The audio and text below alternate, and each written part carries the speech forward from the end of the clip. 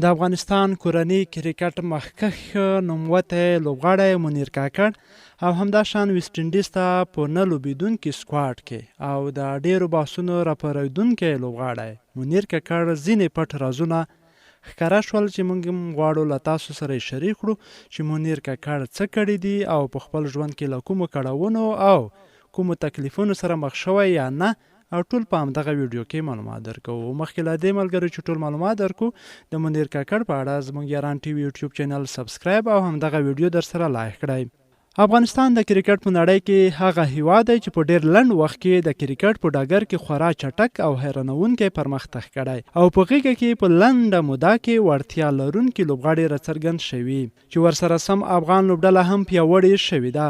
منیر احمد د افغانستان په کرکټ کې هغه نوم دی چې په کورني کرکټ کې ډېرې ښې لوبې ترسره کړي، خو یاد لوبغاړی تر اوسه په ملي لباس کې بیټ په لاس کې د لوبې ډګر ته نه دی ښکته شوی.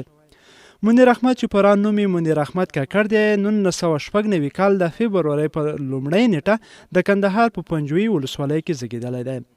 ښی لاسی ویکټ کیپر توپ وهونکی منیر احمد خپله لومړنۍ لیسټ ای لوبه د امازون په ګټه 2018 کال په غازي امان الله خان یو ورځنیو سیالیو کې ترسره کړه چې 2018 کال د اګست پر 10 په شپږیزه کرکټ لیګ کې د بو ساتونکو لوبډلې په ګټه یې خپله لومړنۍ شلوریزه لوبه ترسره کړه او د 2018 کال د سپټمبر پر 15 هغه د همدا بوس لوبډلې په ګټه خپله لومړنۍ فرست کلاس لوبه د احمد شاه ابدالي 4 ورځنیو سیالیو پر مهال د 2018 او 2018 کال د اکتوبر پر 26 نیټه ترسره کړې دي. هغه د 2018 کال د احمد شاه ابدالي 4 ورځنیو سیالیو پر مهال د بوس لوبډلې لپاره 843 منډې چې لسو لوبو کې یې ترسره کړې مخکښه توپ وهونکی و. وروسته منیر احمد د 2018 کال غازي امان الله خان یو ورځنیو سیالیو پر مهال په شپږو لوبو کې 256 منډې ډېرې منډې جوړې کړې لوبغاړی و. د همدې سیالیو په پیلوبه کې هغه 108 نسوځېدلې منډې جوړې کړې او خپله لوبډله یې په 5 ویکټو بریا ته ورسوله. منیر احمد د سلیزې په وهلو سره د همدې لوبې غوره لوبغاړی ونومول شو. د 2018 کال په سپټمبر کې هغه د افغانستان کرکټ ملي لوبډلې نوملړ ته د 2018 کال اسیا جام سیالیو لپاره داخل شو او هیڅ لوبه په یادو سیالیو کې ترسره نه کړه. منیر د 2019 کال ولایتي چیلنج کپ ولایتي سیالیو پر مهال تر ټولو مخکښ توپ وهونکی و.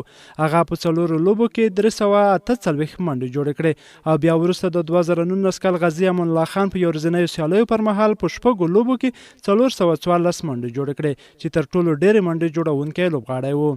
فرست کلاس لوبې منیر احمد په درویشه فرست کلاس لوبو کې 1910 منډې جوړې کړې چې یوه لوبه کې تر ټولو ډېرې منډې 210 دي. نوموړي په یادو لوبو کې 15 سلیزې او 50 جوړې کړې، ایوریج 45 او سټرایک ریټ یې 50 دی.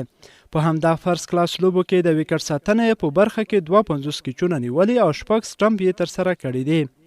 لیسټ ای لوبې ځوان لوبغاړی منیر احمد د لیسټ ای 26 لوبې ترسره کړې چې پکې یې 1153 منډې جوړې کړې. یوه لوبه کې تر ټولو ډېرې منډې 123 نسوځېدلې منډې دي، ایوریج یې 4 او سټرایک ریټ یې 15 اتیا دی. یاد شمېر منډې د 4 سلیزو او 50 په مټ جوړې کړې دي. په لیسټ ای لوبو کې د ویکټ ساتنې په برخه کې 10 کیچونه ترسره کړي او 2 سټمپ یې ترسره کړي دي. شلوریزې لوبې منیر احمد تر دې دمه یوازې 6 شلوریزې لوبې ترسره کړي چې 156 منډې پکې جوړې کړي. یوه لوبه یې زیاتې منډې 58، ایوریج یې 52 او سټرایک ریټ 144 دی. د کندهار ولایت څخه د کرکټ ځلیدلی لوبغاړی تر اوسه د افغانستان تر 19 کلونو کم عمره افغان لوبډلې ملي الف لوبډلې بوزون امازون لوبډلې لپاره هلته یې خپله بخت ازمایلی دی. منیر احمد یوه خاصه ځانګړنه دا ده چې هغه دوامداره ډول ښه ځلیدلی او کورنی کرکټ یې ټاپ کړی، خو لا هم منیر پر وړاندې د ملي لوبډلې دروازه تړلې. لا هم منیر باید انتظار شي. تر اوسه د کورني کرکټ وروسته خپله وړتیا په نړیوال کرکټ کې نړۍ ته وړاندې کړي. اصلا دا مهال منیر احمد څو سیال لوبغاړي لري چې باید تر هغو قدم واړوي او ملي لوبډلې ته ځان ورسوي. په دغو لوبغاړو کې د رحمان الله ګربز، اکرم علي خیل او افسر ززي نومونه یادونې وړ دي. منیر احمد د خوښې وړ کرکټ لوبډله تر افغانستان وروسته ویسټ انډیز د خوښ وړ شاټ کټ شاټ او د لباس شمېره یې 22 ده.